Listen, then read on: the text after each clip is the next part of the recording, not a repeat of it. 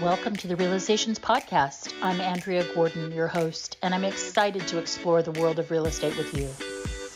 In a world where perceptions often overshadow reality, Realizations seeks to redefine what it means to be a realtor.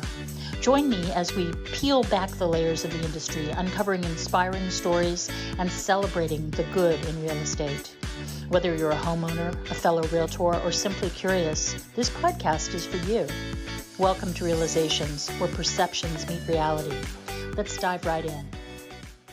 Hi, everybody. It's Andrea Gordon. I'm here, your host of Realizations, and I'm so excited today because I have Anthony Marguleas with me today from Amalfi Estates, and he's in Los Angeles, and he's an amazing broker.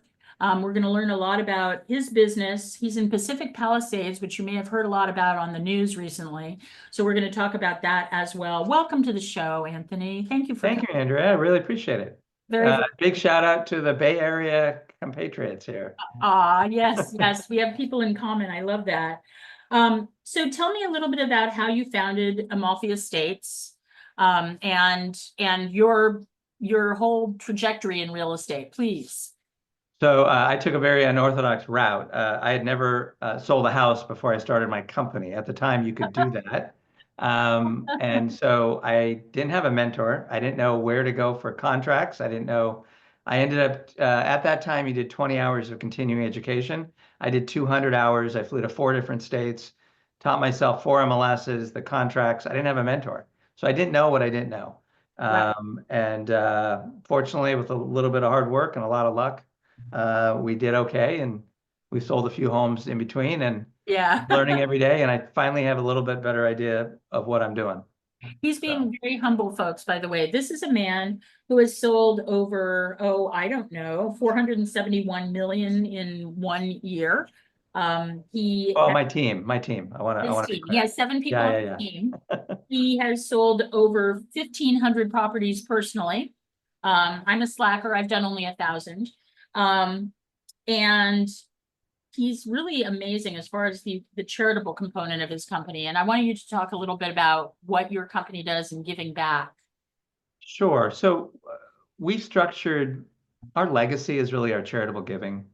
A lot of people, when you go to real estate conferences, people are like, I sold this much. And for whatever reason in our business, that's kind of the moniker on our forehead, how much we sold and look how great we are. It doesn't mean that whether you're profitable or not, because a lot of people that sell a lot of real estate, as you know, are not that profitable. Right. But that's what impresses a lot of people, the numbers of properties we sell. But I think our legacy is really our charitable giving. So we give 10% of our commission, every agent on our team, 10% of our commission to one of 6 charities. And we let our clients pick from one of those 6 charities. And we have, for kids, it's Make-A-Wish. For health, it's American Cancer Society. For homelessness, it's the People Concern. Wags and Walks is our pet charity. Heal the Bay is environment. And then Homeboy Industries is our local one. And we let our clients pick. And that's really our legacy. Even though I've been fortunate to help 1,500 families, we've been more fortunate helping 117,000 families and pets through our charitable giving in only 7 years. So in 32 years, we've helped 1,500 families buy and sell, but in 7 years, we've helped 117,000. So we've actually given $2.5 million away. I really like leading in with 117,000 because the dollar number kind of throws people a little bit. Like, that's a big number for 7 agents on a team to do. But that's really our legacy. We're a charitable company that specializes in real estate, in selling real estate. So really, I love that. We lead with the charity. I'm as anyone who knows me, I'm an animal maniac, and the Berkeley Humane Society is my personal cause. And I actually donated my office space to them so that they could put a thrift store in it. And I'm very proud to say that 3 years ago, I raised $450,000 for them. Oh my gosh. And so that was— How did you do that? I'm curious. How I did that was a really great thing, and everyone should do it all across the country if you can. A lot of people have land that is unbuildable or that they can't use for some reason or another. And I actually approached people in Oakland. There is a tax on every parcel of land of $5,000 annually, whether or not you're using it, whatever. So I approached a bunch of people by receiving a list from the title company of who those people were, and just sent out a mass mailing and said, hey, if you'd like to charitably donate this to the Berkeley Humane Society, we would be very happy to help you with this whole process. And you know how you've seen those stupid Cars for Kids ads, whatever, they always irritate me, but they're good. In any case, similar thing, people responded.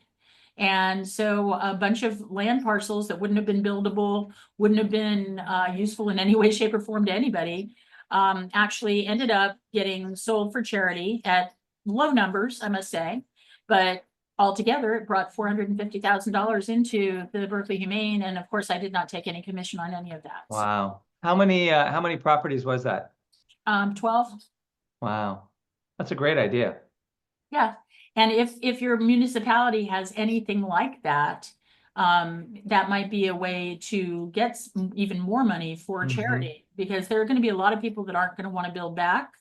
There are going to be a lot of people that can't build back. Yeah, it's been so we lost our own home. I didn't have a chance to mention that as well. It's fine. I don't want we're survivors, not victims. So and we're looking forward to rebuilding. And out of the 1,500 families I've been fortunate to help, 600 were based in the Palisades, and 350 of them lost their homes. So, but a lot of people are rebuilding, and it's exciting to be part of that rebuild process. It's the fastest rebuild in U.S. history. They've already started 2 weeks ago. Several homes started rebuilding construction. 28 other homes have gotten building permits. They expect in the next 6 to 8 months to have the first homes finished. So we expect in about 2 to 3 years, a majority of the town, including the schools and the markets and a lot of the homes, will be rebuilt in about 2 to 3 years, which is amazing. That is amazing. You know what, where I live in the Claremont Knolls, which was part of the Oakland. That was the Oakland fire, right? Yeah. Yeah. And a lot of people built back, but then kind of sold immediately because it was just too stressful for them emotionally. So you probably will find a lot of that occurring there, I'm going to guess. Yeah, about 25% of Palisadians are over 65. And so we expect a lot of the 70 and 80-year-olds not wanting to do it. So we expect about 70% to rebuild and about 30% not. Yeah, yeah. And a lot of people, when these things happen, they get the money from the insurance company and they build back, mansions as opposed to what they had. Well, you only get there's a 110% rule in the city of LA that allows you to fast track it. So, so most of them probably aren't going to rebuild mansions, and a lot of them are underinsured, unfortunately. So, that's too bad. Yeah. I've heard that also the Pacific Palisades fire is going to bankrupt California Fair Plan over time. Most likely, yeah. 16% of the Palisades was in the Fair Plan, and it was backed by a lot of the insurance companies. A lot of people don't know that. So, and for those who don't know, California Fair Plan is it's actually an oxymoron. It's not really fair at all, but it's the insurance of last resort for people who can't get insurance. And it was originally it was about 1% of the city of LA, and then it became 2% and 3% and 5%. And for 16% of the city of Pacific Palisades to be made up for Fair Plan, and it only caps at a certain amount, which is $3 million, which sounds like a lot to a lot of people.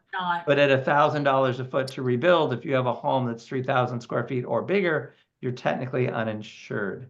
Underinsured, sorry, not uninsured, underinsured.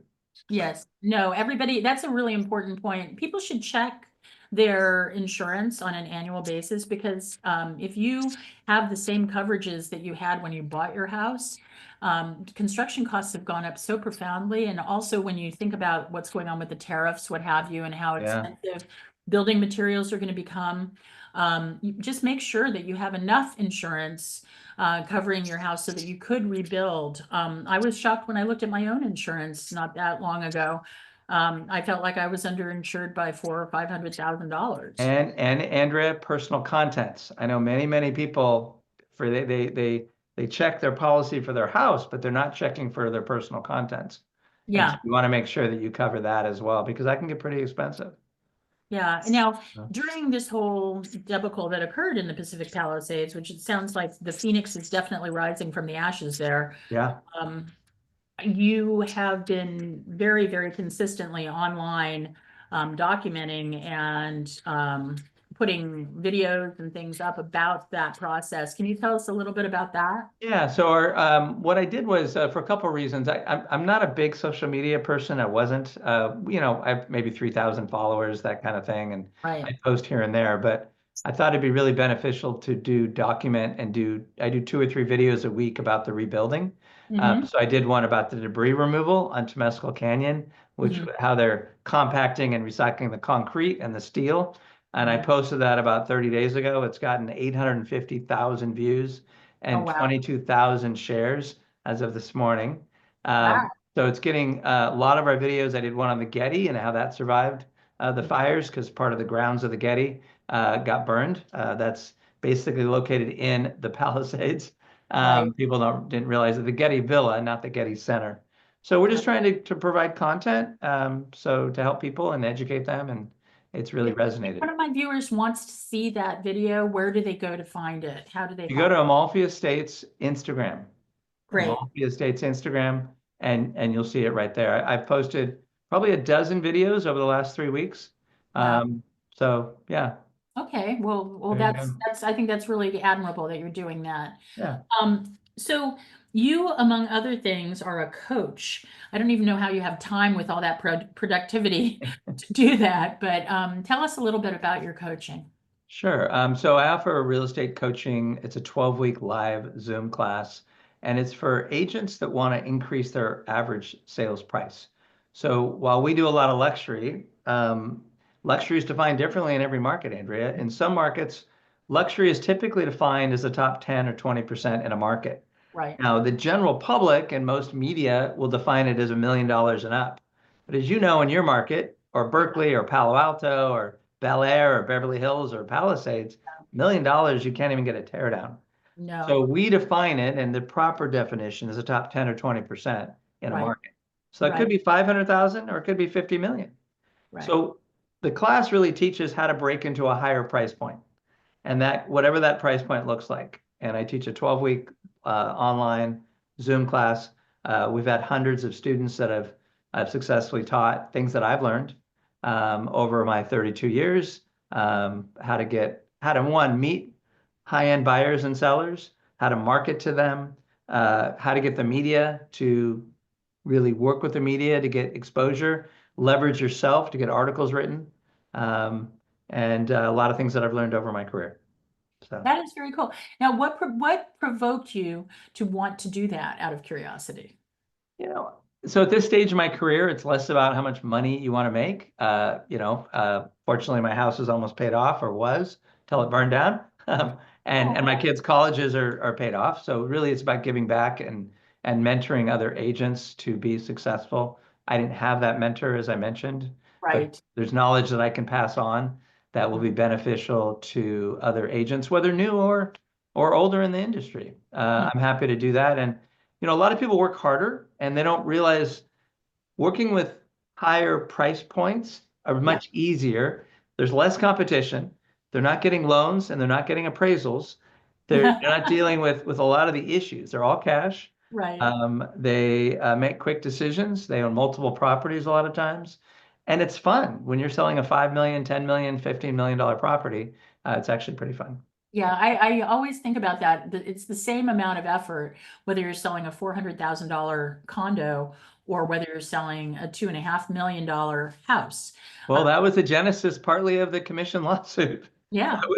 That was partly the genesis that agents were overpaid because our commissions didn't get lowered when property values went up tenfold over 20 years, But then again, you I go don't to want to hit a nerve here. yeah, it is a nerve because you go to the grocery store and you're paying, I don't know, $1.50 for an avocado, and then the next week you're paying $3 for an avocado.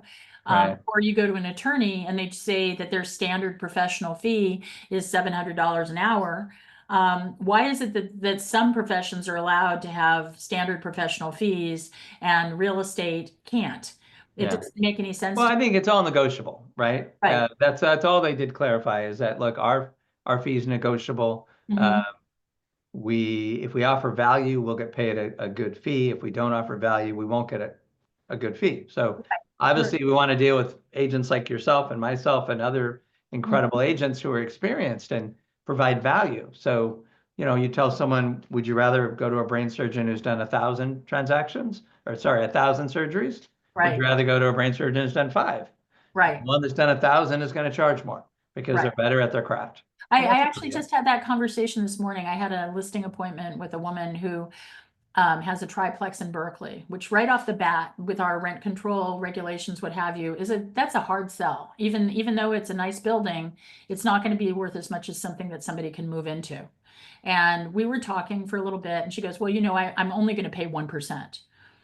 And I said, "Well, gosh, then this won't work." to the buyer's agent or to the seller listing agent? She wanted to pay that to the listing agent. And I was like, "Look, have you been to my website? Have you looked at my photographs? Have you looked at my marketing? Have you looked at what I've done over the last 27 years? I'm unfortunately worth more than that." And she actually, by the end of the conversation, still wants to meet with me. I told her, and That's great. no Yeah, like I uncertain. said, you're providing an excellent. I think the lawsuit was the best thing that could happen because Oh, it you're the first really person who's ever forces said us. that. Pardon me? You're the first person who's ever said that to No, me. I believe, look, I think change is great. I love change because it gets us thinking outside of our comfort zone. And Hmm. too often, whether it was during COVID when we had to figure out not doing open houses, whether it Hmm. was when Zillow came out, was when an iBuyer model came out, whether it was the commission lawsuit. Look, it forces us, one, it's going to clear out, and it has cleared out about 20 to 30% of the agents, and hopefully about 50% of the Yeah, agents who don't really sell. yeah, So that's a positive, okay? And right, it's forced us to articulate, like you did this morning, your value to that owner. right. It forced you to articulate that, which we may not have had to do a year ago, let's say, or prior to August 17th. Hmm. So Yeah, I think it's a positive. I I, really do. I think it's really great that there is a contract between a buyer and their agent. 100%.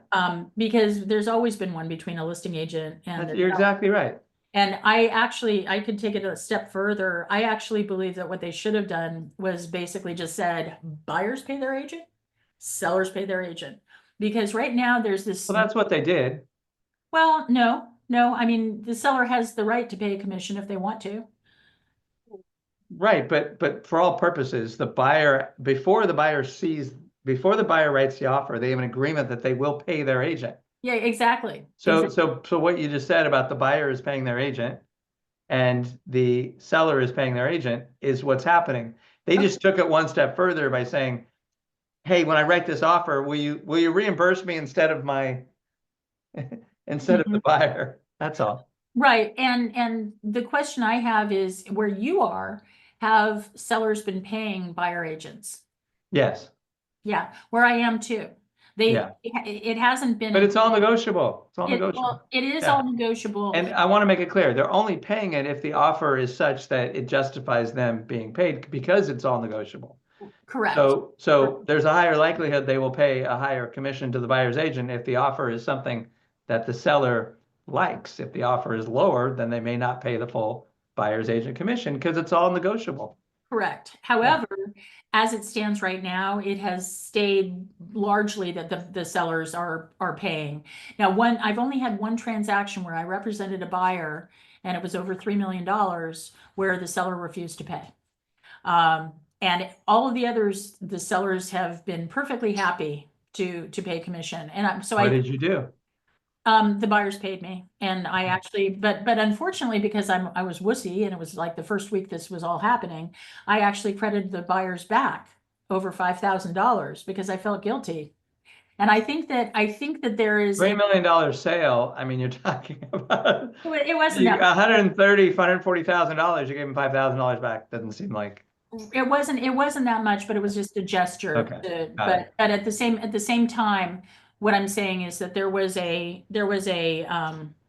gray area that's been caused, and I think that training needs to happen for younger, inexperienced agents so that they can learn how to ask for money from their buyers. Everybody's wandering around being a trusted advisor, A and fiduciary. yeah, fiduciary, all Yeah. these good things, but everybody forgets about the actual sales aspect of things too. Yeah. And I think that buyers agents need to be taught how to communicate about this with their. Right. No, you're right. A lot of companies are doing it. I mean, I know Compass, where you work for, they have a great training program. I know Yeah. Keller Williams. I mean, most of the big companies have pretty good training. Yeah. Actually, I just Compass just asked me to do a 6-week or 6 session training program in real estate mastery, which I did do, and I'm turning into a book. Oh, that's great. Yeah, Well, and I'd love to get a copy. you know what? You will get a copy. Need a quote in your book? I'm happy to put a quote in there. I would love that. I would super duper love that. Actually, I'll talk to you about that offline. But Okay.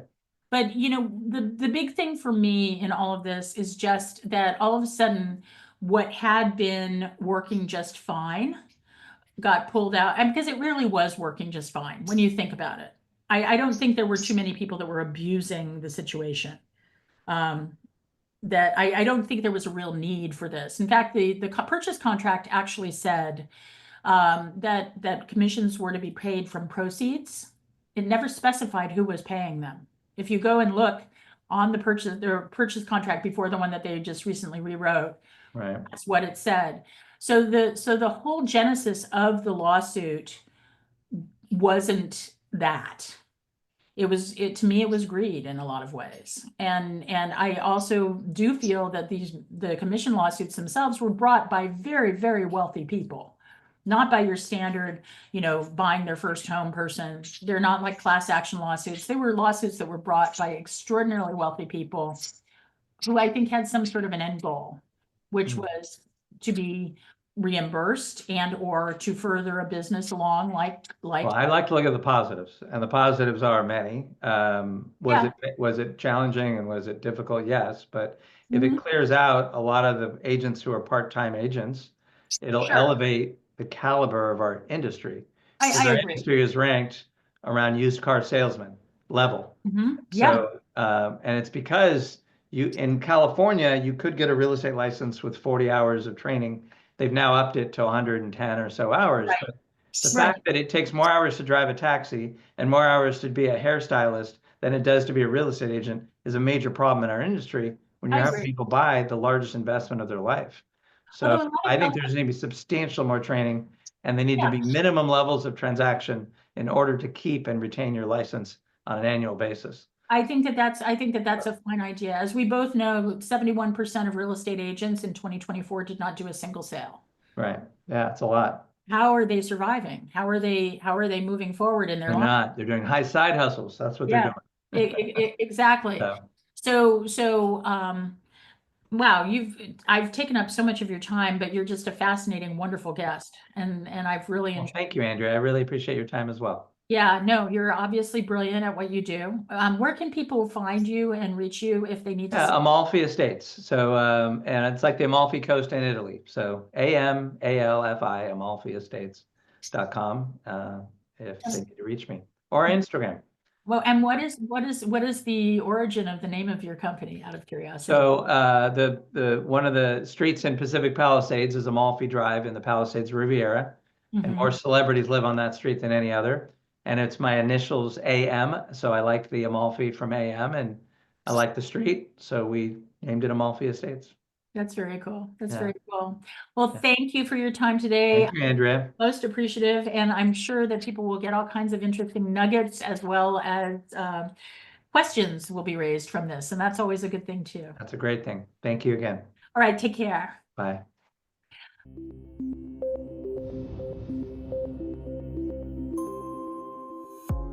Thank you for joining me on this episode of the Realizations Podcast. I hope our conversation has shed light on the true essence of real estate and the people behind it. As we wrap up, I want to extend my gratitude to our listeners for their support and engagement. Your feedback drives the heart of this podcast, and I look forward to continuing this journey with you. If you enjoyed today's episode, please consider subscribing to the Realizations Podcast and leaving a review. Your support helps us reach more listeners and spread our message of positivity in the real estate industry.